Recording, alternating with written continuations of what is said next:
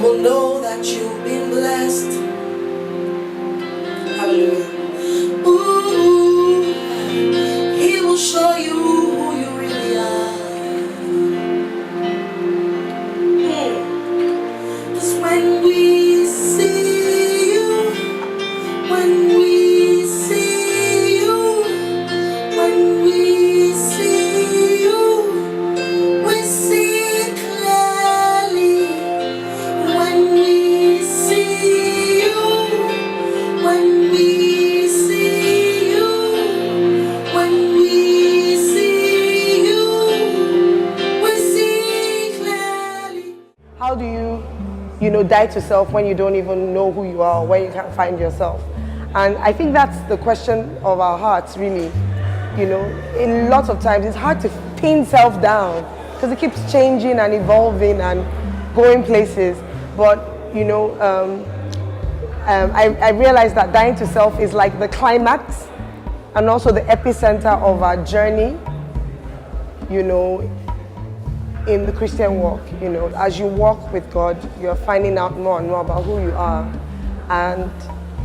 But the more you know Him, the more you feel the need to trust Him enough to lay everything that you've discovered at His feet, and then give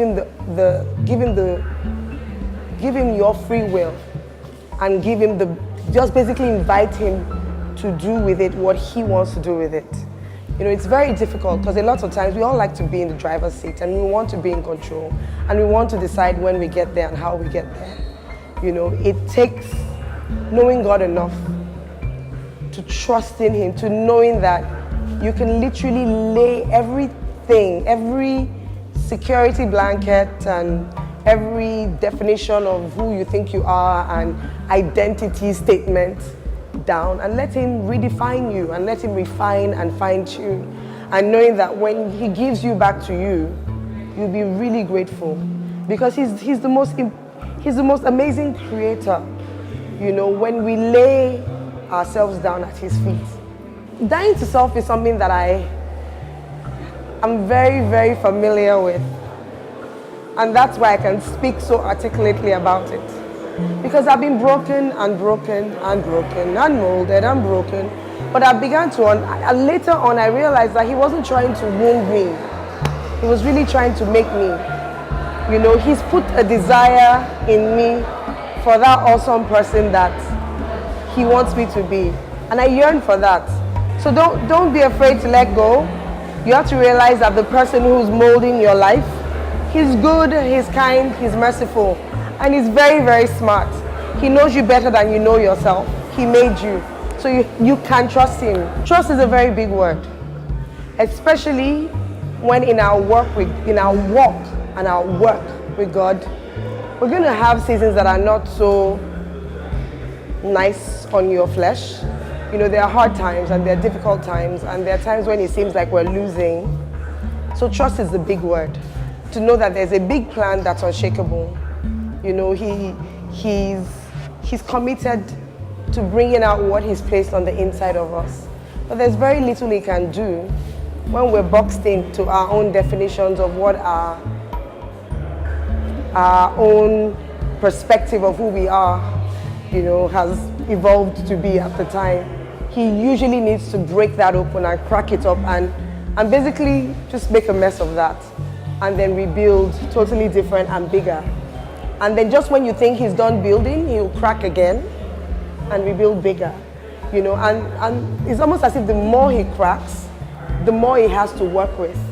Because you gain all this wisdom and all this, and all of this, and then eventually you allow yourself to be broken to where you're no longer cracking, but you're more moldable, you're more pliable. He can work with you, whatever He wants to work with you.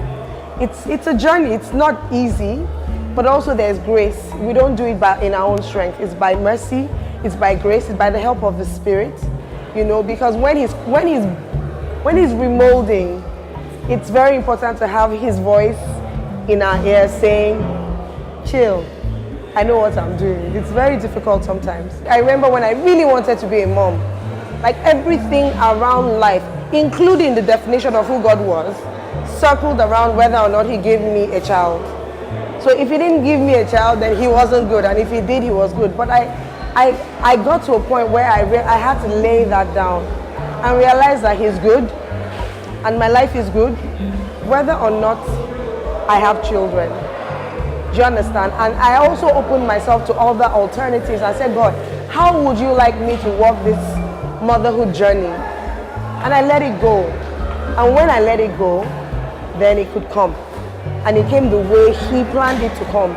So it's usually with the things that you really want and the things you want desperately.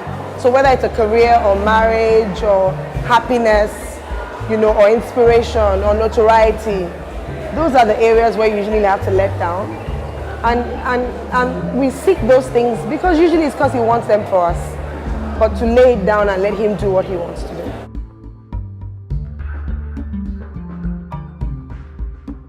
I like the fact that it was intimate, and it's something I've always yearned for, just like a small enough group of people to worship together, pray and praise together. I really liked it too. I looked very, very cool, the black walls and the yellow, bamboo ball, Chinese ball chandeliers. It's really cool. Nice environment, amazing atmosphere, and it was perfect.